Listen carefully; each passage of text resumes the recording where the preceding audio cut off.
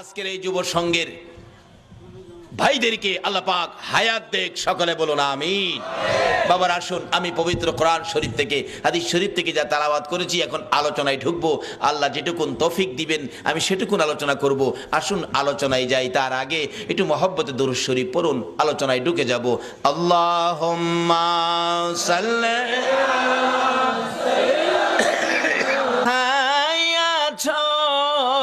বুঝিনা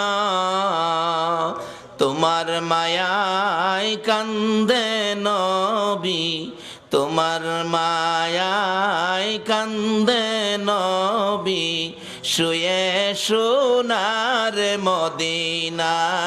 আল্লাহুম্মা সাল্লি সাইয়্যিদিনা মাওলানা মুহাম্মদ ওয়া আলা আলি সাইয়্যিদিনা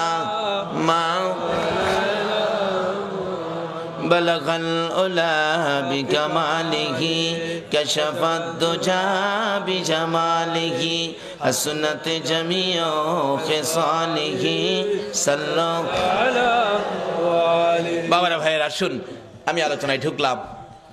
পবিত্র কোরআন শরীফ থেকে আমার সর্বপ্রথম তালাওয়াত ছিল কুল্লু নাফসিন যায়িকাতুল মাউত। আপনারা কি আল্লাহর কোরআন শরীফ মানেন? সবাই মানেন তো? আল্লাহ আপনাদের উদ্দেশ্যে ঘোষণা দিলেন, সকল প্রাণীর উদ্দেশ্যে কুল্লু নাফসিন যায়িকাতুল মাউত, সকল প্রাণী একদিন মৃত্যুর কোলে ঢলে পড়বে। আচ্ছা, আমরা সকলের একদিন মরতে হবে, এই কথাটা কি রাইট? এই ঘোষণাটা কে দিলেন? কোন আল্লাহ? যার জমিনে থাকি। এটা আসলে উনিই দিতে পারেন, যিনি জমিনের মালিক। যেমন বাস্তব আসেন, আপনার 3টা বাড়ি আছে চট্টগ্রাম শহরে, ভাড়া দিয়ে রাখছেন। আপনার ইচ্ছে হয়েছে ভাড়াটিয়া বাহির করে দিবেন। এই মাসের প্রথমে বলে দিলেন, এই ভাড়াটিয়ার ভাইয়েরা, আগামী মাসে কিন্তু আমার বাড়ি আপনাদের ছেড়ে দিতে হবে। আচ্ছা, আপনি বাড়িওয়ালা, ভাড়াটিয়াকে নির্দেশ দিলেন বাড়ি ছেড়ে দিতে হবে। এই ভাড়াটিয়া কি আগামী মাসের পর আর থাকতে পারবে? আপনি বাড়ির মালিক, আপনি নির্দেশ দিয়েছেন 1 মাসের সময় দিলাম, আপনার 1 মাসের মধ্যে জায়গা জমিন দেখে, অন্য বাসা দেখে আগামী মাসে আমার বাসা ছেড়ে দিবেন। একটা সাধারণ মালিক যদি নির্দেশ দেয় বাড়ি বাসা ছেড়ে দিতে হয়, যিনি সমস্ত পৃথিবীর মালিক, সে আল্লাহ আমাদের উদ্দেশ্যে ঘোষণা দিয়েছেন, ওয়ারেন্ট পাঠিয়েছেন, তোমরা আমার জমিন ছেড়ে দিতে হবে। ঘোষণাটা কি? কুল্লু নাফসিন যায়িকাতুল মাউত। এই ঘোষণাই আগে যারা আসছিল তারা চলে গেছে, আমরা যারা আছি আমরাও যাইতে হবে। যাইতে যে হবে, আমি আপনাদের কাছে একটা প্রশ্ন রাখি, আপনারা মৃত্যু হয়ে গেলে কোন দেশে যাবেন?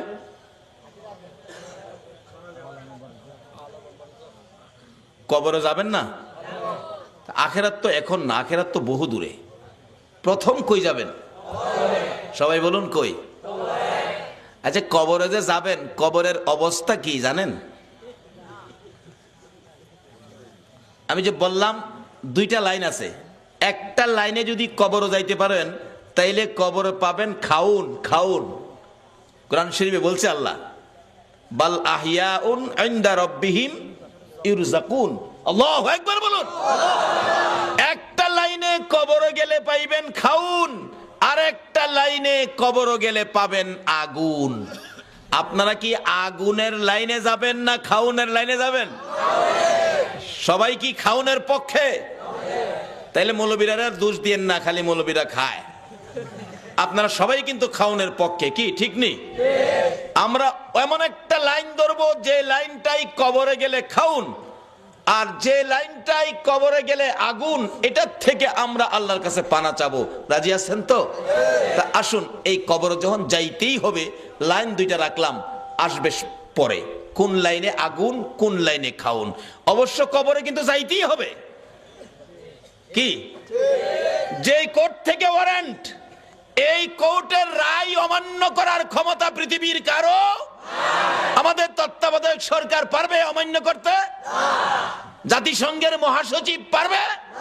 বুশে পারবে? এর বাফে পারবো? এর বাফে পারে নাই, গেছে গা।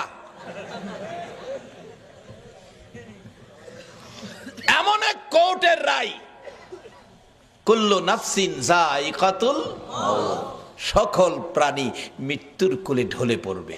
তাইলে আসুন আমরা এ রায় মাইনা নেই, না মানলেও থাকার সুযোগ।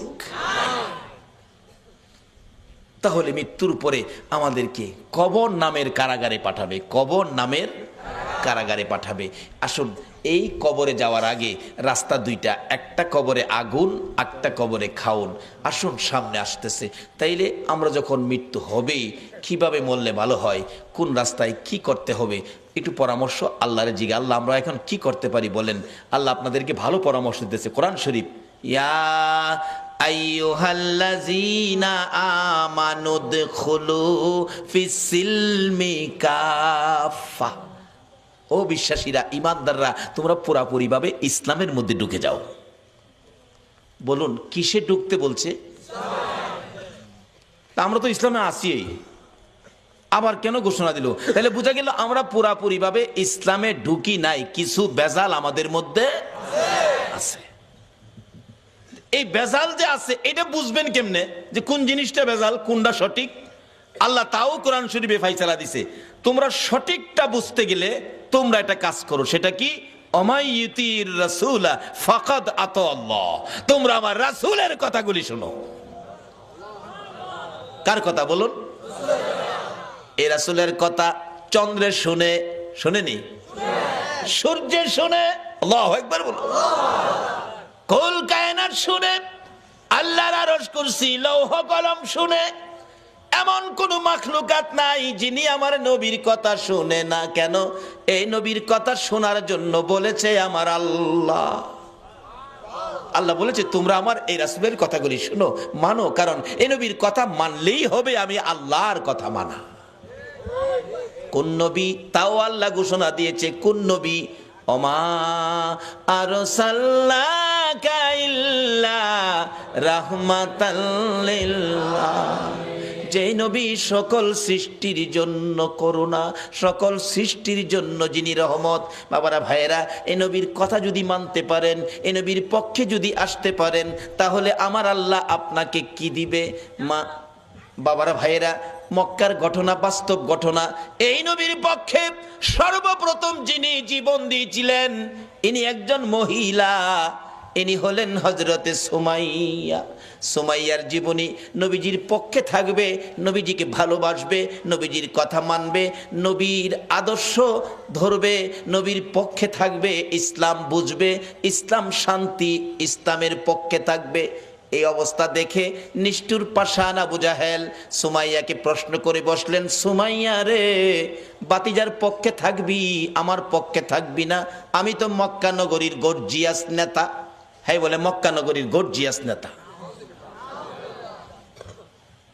সুমাইয়া ডাকে, ও মা বোনেরা শোনো, তোমাদের মতো একটা মহিলা নবীর পক্ষ ধরে জীবনে কি রোজগার করেছে? রে আবু জাহেল, তোমার কথা মানার জন্য আমার আল্লাহ বলে নাই, কিন্তু তোমার বাতিজার কথা মানার জন্য আল্লাহ বলেছে। আপনারা কি আল্লাহর কথা মানতেন না? সুমাইয়া কই, মুখে মুখে কথা বলে দিলাম আবু জাহেল, তোর কথা শুনবো না, আমি আমার নবীজির কথা শুনবো। আবু জাহেল বলেন, এত বড় দুঃসাহস কারো তো নাই এই মক্কা নগরীতে। আবু জাহেল নিষ্ঠুর পাষাণ এক পর্যায়ে রাগ হইয়া, সন্ত্রাসী আবু জাহেল সুমাইয়াকে শেষরাইয়া ঘর থেকে বাহির করে মরুভূমির খোলা জায়গায় দাঁড় করাইয়া টাইনা টাইনা পরনের সবগুলো কাপড় খুলে ফেলেছে। যে কাপড়টা খোলা যায় না, টাইনা টাইনা ছিঁড়ে ফেলেছে। একবারে উলঙ্গ করে পাগলিনী আমার নবীর আদরের, আমার নবীর পাগলিনী সুমাইয়াকে উলঙ্গ করে দাঁড় করাইয়া ডাকতেছে, আবু জাহেল, ও সুমাইয়া, বল এবার তোরে কে রক্ষা করবে? সুমাইয়া চোখ দুইটা বন্ধ করে হাতটা এইভাবে বুকের উপর রেখে চোখের পানিগুলো গাল বেয়ে বেয়ে জর্জর করে ছাড়তেছে। আবু জাহেল ডাকে, মক্কার লোকেরা রে, দেখা যা, আমার বাতিজার পক্ষের লোক সুমাইয়াকে উলঙ্গ করেছে। সুমাইয়া কান্দে, মাবুদ, আবু জাহেল মক্কার মানুষ ডাকে আমারে দেখার জন্য, তোমারে একবারও ডাক দেয় না। মাবুদ, আমি সুমাইয়া তোমারে ডাক দিলাম, তোমার বন্ধুর পাগলিনী সুমাইয়ারে দেখা যাও না। আমার আল্লাহ বলেন, সুমাইয়া রে, আমার বন্ধুর ভালোবাসায় বেইজ্জতি হইতেছস, আমি আল্লাহ তোর দাওয়াত কবুল করলাম, আমি তোরে দেখব। আবু জাহেল রাগ হয়ে গেছে, আল্লাহরে ডাকো দেখার জন্য, দাঁড়াও ভালো করে দেখাইতেছি। ঘরের ভিতরে যাইয়া বল্লম নিয়ে বেরিয়ে আসলেন আবু জাহেল। বল্লম নিয়ে এসে আমার নবীর পাগলিনী সুমাইয়া রে তল পেটের নিচে এত জোরে আঘাত করলো, সুমাইয়া চিত হয়ে জমিনে পড়ে গলাকাটা মুরগির মতো লাফায়, জিব্বাটা বাহির করে দিয়ে কান্দে, মাবুদ গো, তোমার বন্ধুর পাগলিনী সুমাইয়ার জীবন যায় গো, দাওয়াত দিলাম দেখা গেলা না। আমার আল্লাহ ডাকে, জিবরাইল রে, আমার বন্ধুর পাগলিনী সুমাইয়ার জীবন যায়, কাঁদতেছে দেখার জন্য, আমি আল্লাহ কেমনে খালি হাতে দেখবো রে, আমার জান্নাতুল ফিরদাউসটা উঠাইয়া দে, বন্ধুর পাগলিনী সুমাইয়ারে আমার জান্নাতুল ফিরদাউস দান করে দিলাম। এই নবীর পক্ষ ধরে হযরতে সুমাইয়া মহিলা হইয়া কবরে যাওয়ার সময় জান্নাতুল ফেরদাউস হাতে লইয়া ওই কবরের মধ্যে ঢুকেছে। আপনারা কি জান্নাত নিবেন না জাহান্নাম নিবেন? জান্নাত নেওয়ার রাস্তাই হলো নবী মুহাম্মদুর রাসূলুল্লাহর রাস্তা। শুধু জান্নাত নয়, আজকে যারা নবীর ভালোবাসায় বসে আছেন, আপনারা কি কেউ নবীজিরে দেখছেন? কেউ দেখছেন না? এই নবীর ভালোবাসা দেখেন নাই, বাংলার জমিনে বসে আছেন, এইভাবে আপনাদের মতো ভালোবাসায় নবীরে দেখে নাই হযরতে ওয়াসকরণী। 7 বছর বয়স নবীরে ভালোবাসে। কয় বছর? কিন্তু ওয়াসকরণী পিতাহারা হয়ে গেলেন। মার গলায় ধরে কান্দে, মাগো বাবা নাই, সংসার কেমনে চলবে? মা বলেন, বাবা চিন্তা করো না, আল্লাহ চালাবে। ওয়াসকরণী সম্পূর্ণ সংসারের দায়িত্ব নিতে হলো। 7 বছর বেড়া বকরি দুম্বা লইয়া পাহাড়ে পাহাড়ে যায়, বেড়া বকরি দুম্বা ছেড়ে শুধু গুনগুন গুনগুন করে গান গায়, দয়ার নবী মায়ার নবী গো, আপনি আমার জীবনের জীবন। বলুন, দয়ার নবী মায়ার নবী গো, আপনি আমার। ওয়াসকরণী নবীরে দেখে নাই এই চোখে, শুধুমাত্র নবীর ভালোবাসার গান গায়, দিন যাই রাত্র যাই, মাঝে মাঝে পাহাড়ের চূড়ায় নিরিবিলি বসে নবীর ভালোবাসার গান গায়। এদিকে কারো কারো দুম্বা, কারো কারো বকরি বাগে থাফাইয়া নিয়ে যায়। মাঝে মাঝে বিচার যায় মায়ের কাছে, ও ওয়াসকরণীর মা, তোমার ওয়াসকরণীর বেড়া বকরি দুম্বা অনেকগুলি বাগে নিয়ে গেছে। মার কাছে বিচার গেলে, বাড়িতে আসলে ওয়াসকরণী জিজ্ঞেস করে, মা বাবা গো, তোমার বেড়া বকরি দুম্বা বলে বাগে খাইছে, তুমি কইছিলা? মা আমি কাছে ছিলাম না, তাহলে খবরটা কি? ওয়াসকরণীটা ডাকে, মা গো আমি দেখেছি বাঘ আসছে গো মা, কিন্তু বাঘ আসে ঠিকই, আমার বকরির পাশে বাঘ নাকটা লাগাইয়া গো, নাক আমার বকরির গায়ে লাগাইয়া হাত লাগাই না। নবীর আশিকেরা গো, যেই নবীর আশিকে ওয়াসকরণী, তার বেড়া বকরি দুম্বা জংলার বাগে খায় না, নাক লাগাইয়া হাত লাগাই না। মা আমি দেখেছি ভাগ এসে আমার বকরি ছেড়ে দিয়ে অন্যের বকরি ধরে নিয়ে যায়। এ হলো নবীর ভালোবাসার পুরস্কার। মাগো কোনোদিন ভয় পায় না, ওয়াসকরণীর বকরি জংলার বাগে খাবে না। ওয়াসকরণীর মধ্যে আছে নবীর ভালোবাসা, যেই নবীর সৃষ্টি না হইলে বাঘের সৃষ্টি হতো না। ওয়াসকরণী একদিন মাকে বললেন, মা আমাকে একটু অনুমতি দিবেন, আমি নবীর সাথে দেখা করে আসি। যাও বাবা, দেরি করো না, তাড়াতাড়ি আইসো। নবীজি বাড়ির সামনে চোখের পানি ছেড়ে ছেড়ে ডাকেন, আমার নবী আছেননি বাড়িতে? ও দয়ার নবী আছেননি বাড়িতে? ভিতর থেকে কে যেন বলে দিলেন, নাই নাই, নবীজি বাড়িতে নাই। ওয়াসকরণী 2টা চোখের পানি আমার নবীর বাড়ির সামনে রেখে গেল। কি রাখলো? কি রাখলো? চোখের পানি। চলে গেলেন, মায়ের আদেশ, চলে যেতে হয়, দেরি করা যাবে না। কিছুক্ষণ পর আমার নবী, মায়ার নবী উপস্থিত। বাড়ির সামনে দাঁড়ায়া নবী একটা চিৎকার মারছে, বাড়ি থেকে আসো গো, আমার ওয়াজ করনি বুঝি আসছিল। আল্লাহু আকবার বলো। না দেখে ভালোবাসাই যদি এত জ্বালা রে, আজকে কারা না দেখে নবীর ভালোবাসাই বসে আছো? ওয়াজ করণীর মতো পাগল হইয়া কারা মাহফিলের আয়োজন করেছো? তোমাদের জীবন ধন্য হইয়া গেছে।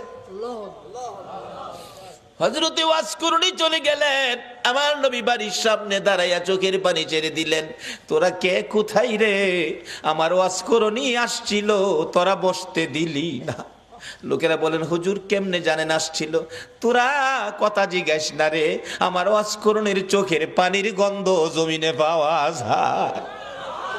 যেই নবীর ভালোবাসার চোখের এক ফোঁটা পানির দাম আল্লাহর আরশের চাইতেও বেশি।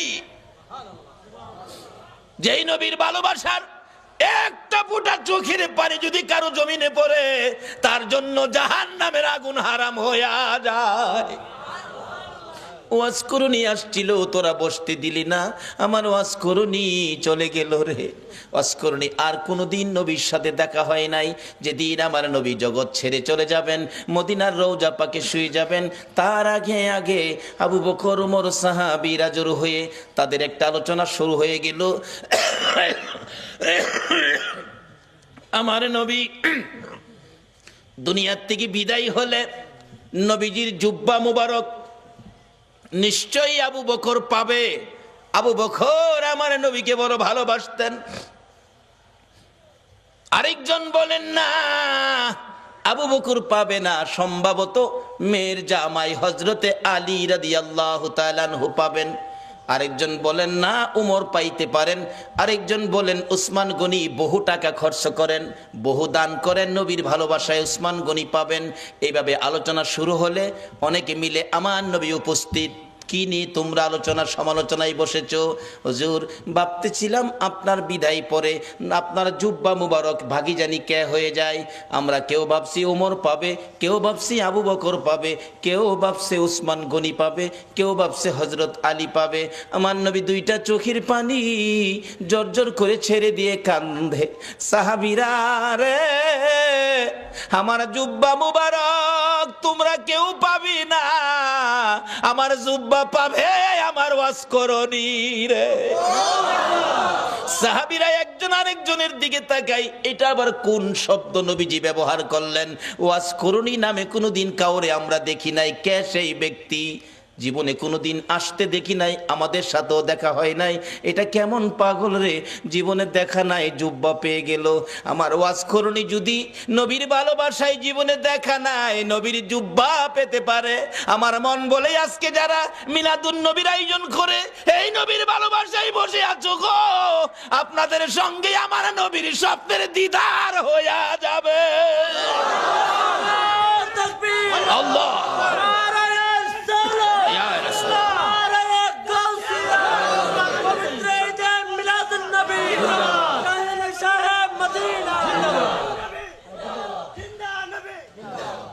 বাবারা ভাইরা, হযরতে ওয়াজ করণীর জন্য আমার নবী জুব্বা বাজেট করেছে না দেখে ভালোবাসায়।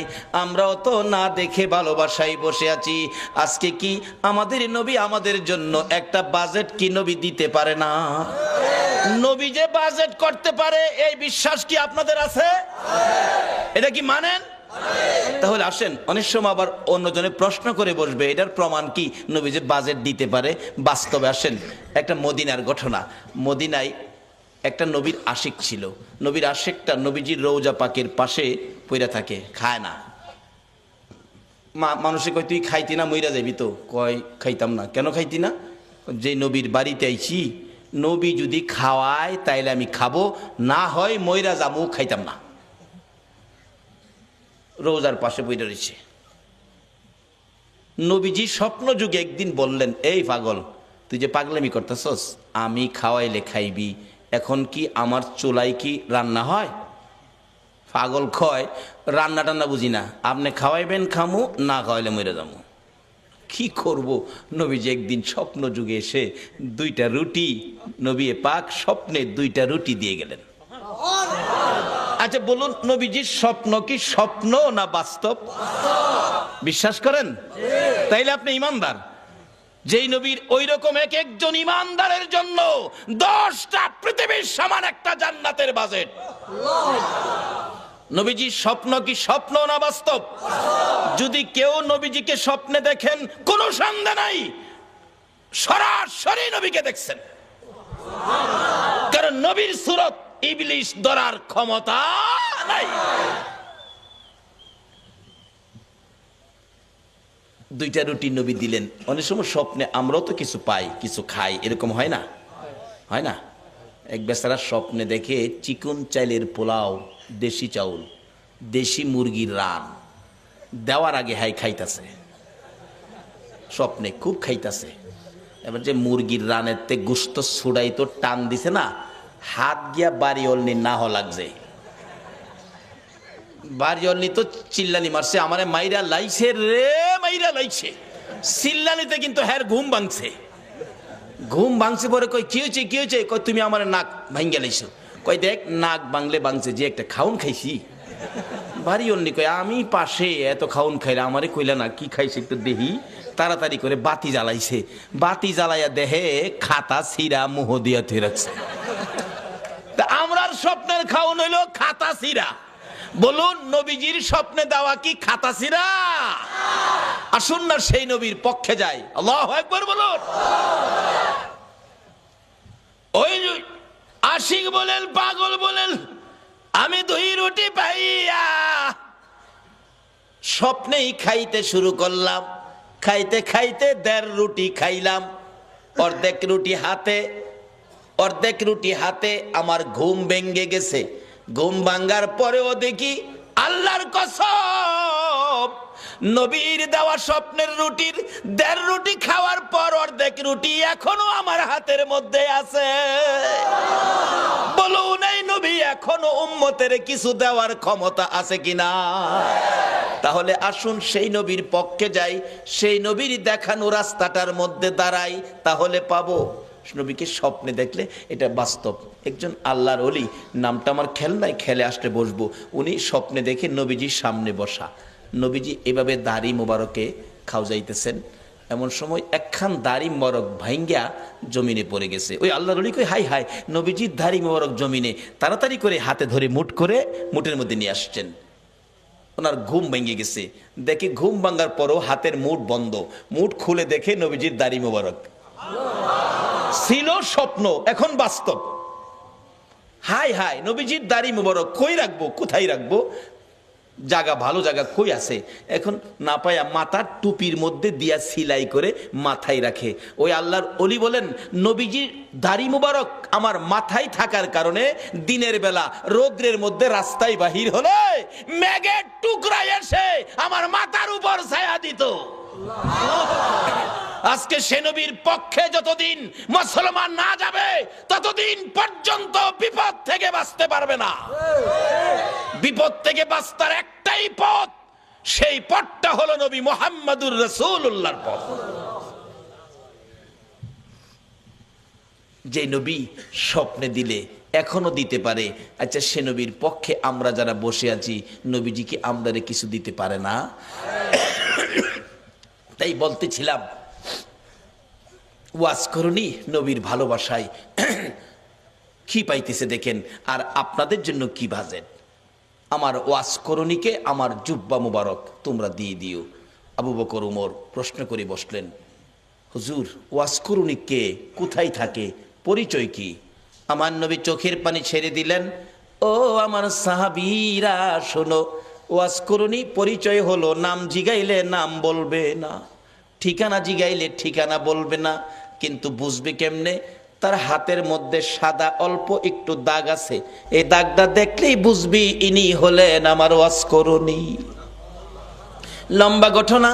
আবু বকর উমর লইয়া, মতান্তরে আবু বকর হযরত আলীকে লইয়া নবীজির জুব্বা মুবারক নিয়ে পাহাড়ে পাহাড়ে ঘুরে ওয়াজ করুনির খবর পাই না।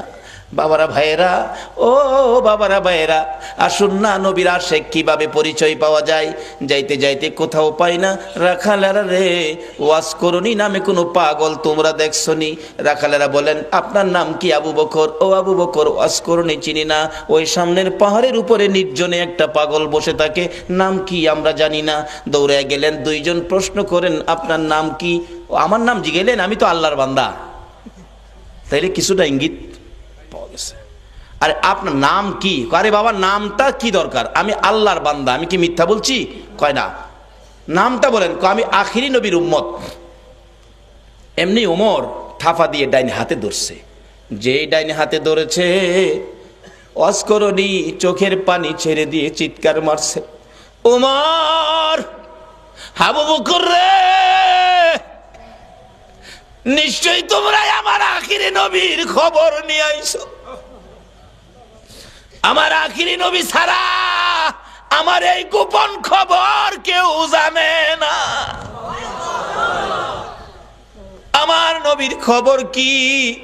আমার নবী বুঝি দুনিয়ায় নাই রে। ও আবু বকর, ওমর দুইজনে মিলে প্রশ্ন করেন কিভাবে জানেন আপনি? কত সম্পর্ক ছিল, জীবনে কোনো দিন দেখে নাই। কারা গো এই নবীর মিলাদুন নবীর আয়োজন করেছো, নবীর ভালোবাসার রশি মদিনার সাথে লাগাইছো, নিশ্চয়ই তোমাদের সাথে একদিন আমার নবীর স্বপ্নের দিদার হয়ে যাবে। আবু বকর ওমর ডাকে, ও ওয়াজ করনি? নাই রে, আমার নবী দুনিয়ায় নাই। এই জুব্বা মোবারক তোমার জন্য বাজেট করেছে। ওয়াজ করনি বলেন, আমার জন্য জুব্বা নিয়ে আসছো, এই জুব্বা আমি কেমনে রাখবো রে? আমার নবী নাই, আমি নবীর উম্মতের জন্য কি করব? আবু বকর ওমর প্রশ্ন করেন, আমরা আপনাকে কোনোদিন দেখি নাই, এত বড় বাজেট, এত বড় সম্পর্ক কিভাবে করলেন? আবু বকর ওমর দুইজনে প্রশ্ন করলে হযরতে ওয়াজ করনি ডাকে, আপনারা কি নবীকে ভালোবাসেন? হ।